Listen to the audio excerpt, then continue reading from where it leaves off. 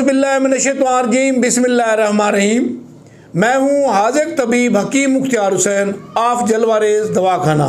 का जो नुस्खा है उन लोगों के लिए है जो जल्दी फारिग हो जाते हैं, टाइमिंग की कमी होती है, कार की कमी होती है और जाने से पहले भी फारिग हो जाते हैं। तो टाइमिंग को बढ़ाने के लिए और मुमसिक नुस्खा आपने करना क्या है, आपने लौंग लेने हैं 1 तोला और तम्बाकू लेना है 3 तोला। इन दोनों को खूब खरल करें।